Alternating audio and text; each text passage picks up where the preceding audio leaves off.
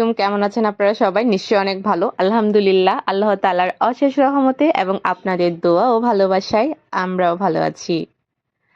আর আমার ভাই যেহেতু ঢাকা থেকে এসেছিল, আপনারা হয়তো আমার ব্লগে দেখেছেন। যারা দেখেননি তারা হয়তো জানেন না। তো ভাই ঢাকা থেকে আসার পরেই আমাদেরকে বলছিল যে আমি তোমাদেরকে একটু ঘুরাতে নিয়ে যাব। তখন আমরা বললাম যে কি দরকার তোমার এত টাকা খরচ করে আমাদেরকে ঘুরাতে নিয়ে যাওয়ার প্রয়োজন নেই। কিন্তু তারপরেও একটু ফোর্স করছিল আর কি, ঘরের সবাইকে নিয়ে ও একটু ঘুরতে যাবে।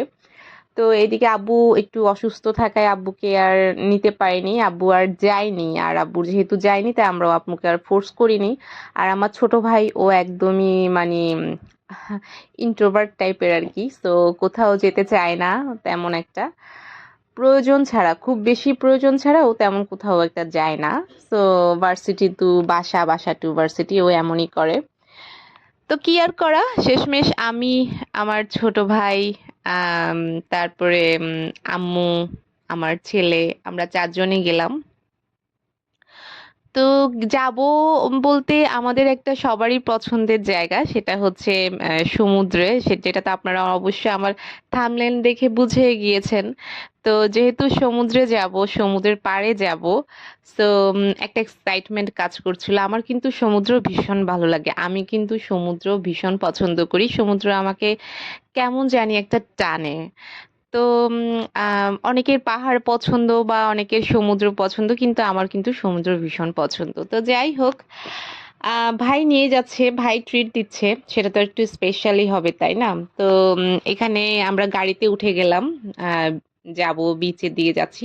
তো বিচের থেকে আমাদের বাসা যেতে মোটামুটি একটু টাইম লাগে, দূরত্ব তো অবশ্যই আছে। তো এখানে আমি যাচ্ছিলাম একটু, রোডটা ভিডিও করছিলাম। এই রোডটা আমার ভীষণ পছন্দ, কারণ তেমন একটা যানজট থাকে না, যদিও ঢাকার মতো চট্টগ্রামে অত বেশি যানজট নেই। যারা থাকে চট্টগ্রামে তারা তো অবশ্যই জানে, এত বেশি ধুলোবালি বা কোনো কিছুই নেই।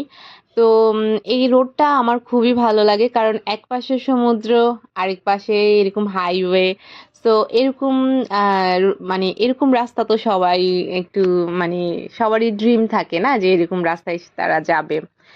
লং ড্রাইভে যারা যায় বা বাইকে যারা যায় তাদের জন্য আরো বেশি মানে এই জিনিসটা অনেক এনজয়েবল হয় আর কি। তো আমি জানি না সমুদ্রটা আপনারা আমার ভিডিওতে দেখতে পেরেছেন কি পারেননি। এখানে কিন্তু একপাশে সমুদ্র দেখা যাচ্ছে, ওই যে সমুদ্রের জাহাজগুলো কিন্তু দাঁড়িয়ে আছে। এগুলোকে জাহাজ না, এগুলো হচ্ছে লাইটার। হ্যাঁ, এই লাইটার গুলো করে কিন্তু বড় বড় জাহাজ থেকে মানে কন্টেনার গুলো নিয়ে আসা হয় বন্দরে। যে আমাদের কিন্তু বিভিন্ন প্রোডাক্ট এক্সপোর্ট ইম্পোর্ট করা হয়, সো ফার্স্টে লাইটারে উঠানো হয়, তারপর ওখান থেকে বড় জাহাজে কিন্তু কন্টেনার গুলো ট্রান্সফার করা হয় আর কি। তো এই লাইটার গুলো এখানে দাঁড়ানো আছে। আর এই যে ঝাউ গাছগুলো আছে, এই ঝাউ গাছগুলো দেখলে না আমার খুব ভালো লাগে, আমার ঝাউ গাছ খুবই ভালো লাগে। তো এখানে আমরা চলে আসলাম বিচে। বিচে আসার পরে আমি এখানে ঘোড়ার, দেখতেছেন তো একটা ঘোড়া। আর এই ঘোড়াটা দেখে আমার ছেলে যে কি পরিমাণ খুশি হয়েছে এটা আমি বলে বোঝাতে পারবো না, কারণ ও তো সবসময় কার্টুন দেখে, তো ওখানে হর্স দেখে। তো হর্স যে মানে সামনে থেকে এমন হয় এটাও কখনো দেখেনি। হ্যাঁ, চিড়িয়াখানায় যখন গিয়েছে তখন দেখেছে, কিন্তু চিড়িয়াখানা তো খাঁচা ছিল, এভাবে সরাসরি অনেক সামনে দেখেনি। আবার একটা হর্সকে সে ছুঁয়েও দেখেছে, তো ওইটা অন্যরকম ফিলিংস আর কি। এখানে প্রচুর রোদ ছিল, আমরা যখন গিয়েছিলাম তখন 3:30 বাজে, তখনই গিয়েছি আমরা। দুপুরে খাবার দাবার খেয়ে তাড়াতাড়ি করে রেডি হয়ে চলে গিয়েছি, যেহেতু শীতকাল, আর শীতকালে একটু সন্ধেটা তাড়াতাড়ি নামে। তো সেজন্য আমরা একটু তাড়াতাড়ি গিয়েছি, মানে 3:30 নাগাদ আমরা ওখানে গিয়ে পৌঁছে গেছি আর কি, বিচে গিয়ে পৌঁছে গেছি। তো ওখানে প্রচন্ড রোদ ছিল, আর রোদের কারণে আমি মানে তাকাতে পারছিলাম না, এরকম একটা অবস্থা। তো যাই হোক, আম এইখানে যখন আমি আসি, মানে বিশেষ করে এই সমুদ্রের পাড়ে যখন আসি, তখন আমার না আমার যত ক্লান্তি, যত টায়ার্ডনেস, যত চিন্তা পেরেশানি, আমার মনে হয় যেন সবকিছু মানে একটা সময়ের জন্য থমকে যায়। তো ওখানে আমি একটু দাঁড়ালাম, আর পতেঙ্গা বিচে যারা চট্টগ্রামে থাকে তারা তো পতেঙ্গা বিচে এসেছেন বা দেখেছেন কম বেশি। যা আসলে পতেঙ্গা বিচটা কিন্তু আগে এরকম ছিল না, এটার আগে কিন্তু কক্সবাজারের মতোই ছিল, এখানে কোনো বেড়িবাঁধ ছিল না।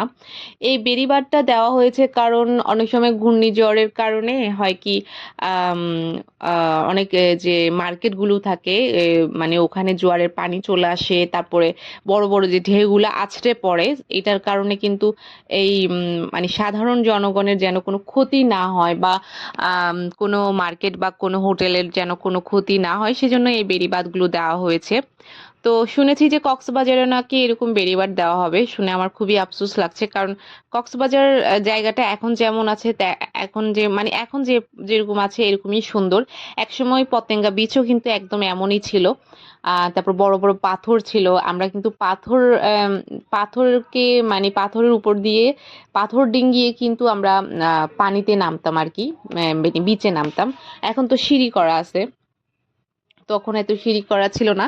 তো তখনের বীজটা আমি খুবই মিস করি। আমি আমার ছোটবেলা বলেন, আমার টিনেজে যে বীজটা ছিল, হ্যাঁ এই বীজটাকে আমি খুবই মিস করি, কারণ এই বীজটা আহ, মানে অন্যরকম একটা ন্যাচারাল ইয়া লাগতো আর কি, একটা প্রাকৃতিক একটা ইয়া লাগতো। কিন্তু এখন যেভাবে করেছে বীজ, এটা ঠিক আছে, এটা ঘূর্ণিঝড় বা কোনো কিছুর জন্য যেন কোনো আঘাত না আনে সেজন্য ওভাবে করে শক্তপোক্তভাবে একটা বাঁধ দেওয়া হয়েছে। আল্লাহ তাআলা যদি চায় তো এবার টিকবে, না হয় টিকবে না সেটা অবশ্যই। তবে আগের যে ন্যাচারাল বীজটা ছিল আমার কাছে সেটাই ভালো লাগতো। শুধু আমার কাছে না, আপনি যদি চট্টগ্রামের অধিকাংশ মানুষকেই জিজ্ঞেস করেন যে বীজ এখন যেভাবে আছে তেমন সুন্দর নাকি আগের বীজটা সুন্দর, তো আম, আমার মনে হয় 99.9% মানুষই বলবে যে আগের বীজটা বেশি ভালো লাগতো এখনকার বীজের থেকে। তারপরে কিছু করার নেই। আমরা চট্টগ্রামবাসী যারা চট্টগ্রামে থাকি তারা অনেক লাকি, কারণ আমাদের কাছে ঘোরার মতো বা ন্যাচারালি কোনো কিছুতে ন্যাচারাল কোনো প্রকৃতির যে একটা মানে সৌন্দর্য সেটা আমরা উপভোগ করতে পারি। কিন্তু যারা ঢাকায় থাকে বা অন্যান্য জায়গায় থাকে আমি মনে করি তাদের থেকে আমরা অনেক বেশি লাকি। সো এদিক থেকে ভাই যেমনই হোক যেটাই হোক বিচে গেলে মানে ওই আগের মতো ওরকম ফিলিংস না পেলেও অন্তত পক্ষে মানে সমুদ্র দেখে খুবই ভালো লাগে। তো এখানে দেখতে পাচ্ছেন যে সমুদ্রের ধারে এই যে আম, চেয়ারগুলা দেওয়া হয়েছে, এগুলা আসলে দেওয়ার কোনো নিয়ম নাই, তারপরে দেওয়া হয়েছে অনেক ট্যাক্স দিয়ে বা অনেক কিছু করে ওরা এখানে বসায় আর কি, তো দিয়েছে ভালোই হয়েছে। আপনি সমুদ্র দেখতে দেখতে কফি, তারপরে পেঁয়াজু, কাঁকড়া ভাজা এগুলো খেতে পারবেন। আর মানে এগুলো খেতে খেতে যখন সমুদ্রটা এনজয় করবেন সেটা অন্য রকম একটা আপনার মধ্যে অনুভূতি কাজ করবে। আর যদি কাপল থাকেন বা হাজবেন্ড ওয়াইফ থাকেন তারা তো মানে এখানে যখন প্রথম বিয়ের পরে বা একটু মানে বাচ্চা হওয়ার আগ পর্যন্ত যখন আপনারা আসবেন তখন একটা রোমান্টিক রোমান্টিক ভাইব আপনাদের মধ্যে কাজ করবে। কারণ সমুদ্র মানেই আমার কাছে হচ্ছে মানে আহ সব টেনশনের অবসান মনে হয় যেন এখানে আসলে ঘটে। না, সব টেনশনের অবসান নামাজের মধ্যে ঘটে, নামাজ যখন পড়ি আল্লাহর কাছে যখন চাই তখন ঘটে। মানে সমুদ্র আসলে মনে হয় মানে ভালো লাগে আর কি। তো এখানে সমুদ্রটা আমি একটু ক্যাপচার করতেছি আপনাদেরকে দেখানোর জন্য। যদিও আপনারা ভিডিওতে দেখে মানে যতটুকু এনজয় করতেছেন আমি কিন্তু সরাসরি দেখে তার চাইতে বেশি এনজয় করেছি, সেটা তো অবশ্যই বলার কিছু নেই। কিন্তু এই যে দেখেন এখানে কিন্তু স্পিড বোর্ড এইগুলা করে কিন্তু মানুষ মানে চড়ে আর কি, এটা মনে হয় 1 কিলো পর্যন্ত যায় বা আধা কিলো পর্যন্ত যায়, এরপর আবার ফেরত আসে। স্পিড বোর্ড গুলা এখানে জন প্রতি 50 টাকা করে নেওয়া হয় আর কি। তো যাই হোক, আহ শেষ পর্যন্ত অনেকদিন ধরে চাচ্ছিলাম আর কি বিচে যাব বিচে যাব, কিন্তু আসলে হ্যাঁ বলে না, আমি আমি যেহেতু বেকার মানুষ আপনারা অনেকেই জানেন, আর আমার হাতে সবসময় টাকা থাকে না। তো এই জন্য আসলে যাওয়া হচ্ছিল না। তো যাই হোক, আল্লাহর কাছে শুক্রিয়া শুকর আলহামদুলিল্লাহ, আল্লাহ তাআলা আমাকে খালি পকেটে ঘুরিয়ে নিয়ে আসছে, আল্লাহ চাইলে সবই সম্ভব। তো এই যে ঘোড়ার গাড়িটা দেখছেন, এই গাড়িটাকে বলা হয় মনে হয় পঙ্খিরাজ ঘোড়ার বা কিছু একটা নাম আছে এটার। তো আমার এটাতে না কখনো উঠা হয় নাই, তো ইনশাল্লাহ যদি কখনো আবার বিচে যাই আমার ইচ্ছা আছে যে আমি এই ঘোড়ার গাড়িটাতে উঠবো। যদিও ঘোড়ার গাড়িতে আমার লাইফে একবার উঠা হয়েছিল অনেক আগে সেটা। তো এখন ইচ্ছা আছে যদি কখনো আবার যাই, টাকা থাকে ইনশাল্লাহ আমি এই ঘোড়ার গাড়িটাতে উঠবো একদিন। আর এই যে এখন একটু এখনো কিন্তু প্রচুর রোদ, মানে আমরা তো গিয়েছিলাম 3:30টার দিকে, সো তখনও কিন্তু মানে এত বেশি রোদ ছিল, তো রোদের কারণে আমরা আসলে আম তাকাতে পারছিলাম না সমুদ্রের দিকে, এমন একটা অবস্থা। তো কিছুক্ষণ আমরা একটু চেয়ার টেবিলে বসছিলাম। তো চেয়ার টেবিলে বসলে একটা সমস্যা হয়, যেটা মানে ওদেরকে খাবারের অর্ডার দিতে হয়। তো কি আর করা, আমরা একটু উঠে হাঁটতেছিলাম। আর খাবারটা এত তাড়াতাড়ি তো আসলে খাবার তো খাবো না, ভাত খেয়ে এসেছি, আর তাছাড়া এত তাড়াতাড়ি খাবার কিছুই নাই, খিদাও লাগে না। তো আমরা একটু হেঁটে হেঁটে সবকিছু চারদিকে একটু দেখতেছিলাম। তো যেহেতু শুক্রবার ছিল না, অত বেশি ভিড়ও ছিল না, আর আমাদের কাছেও খুব ভালো লাগছে এই জন্য, মানে শুক্রবার ছাড়া গিয়ে। তো এই বিচের আরো 2টা পার্ট আসবে নেক্সটে। আপনারা অবশ্যই আমার চ্যানেলটা সাবস্ক্রাইব করে রাখবেন, বেল আইকনে ক্লিক করে রাখবেন। আর কেমন লাগলো ভিডিও সেটা অবশ্যই কমেন্ট করে জানাবেন, আর ভিডিওটা ভালো লাগলে অবশ্যই একটা লাইক দিবেন, কারণ আপনাদের লাইক কিন্তু আমাকে ইন্সপায়ার করে নেক্সট ভিডিওটা ক্রিয়েট করার জন্য। তো এখানে আম্মু, আমার ছোট ভাই, আমার ছেলে ওরা কিন্তু সামনেই হাঁটতেছে, আমি ওদেরকে অনুসরণ করতেছি আর কি। আসলে আমি তো ভিডিও করতেছি তাই একটু চারপাশ ঘুরে ঘুরে দেখতেছি। তো আসলে আমার গলাটা না একটু বসে গেছে, সো সরি, ইগনোর দিস। তো এখানে যেটা হয়েছে, এই যে বসার যে এগুলা দেখতেছেন, এগুলো আগে অনেক কালার করা ছিল, এখন তো কালার করা দেখতেছি না, হয়তো বা কালার উঠে গেছে, এরকম হতে পারে। আর না হয় এগুলা নতুন বসানো হয়েছে। তো যাই হোক, আম্মু বলছে ঝালমুড়ি খাবে, তো ঝালমুড়ি খুঁজতেছিল আর কি। হ্যাঁ, আমার এই বীচ নিয়ে 3টা পার্ট আসবে, সো 3টা পার্ট আপনারা দেখতে পারবেন। তো সবাই আমাকে একটু সাপোর্ট করবেন, কারণ আপনাদের সাপোর্ট আর আল্লাহর রহমত এই 2টা ছাড়া আমি কখনো এগিয়ে যেতে পারবো না।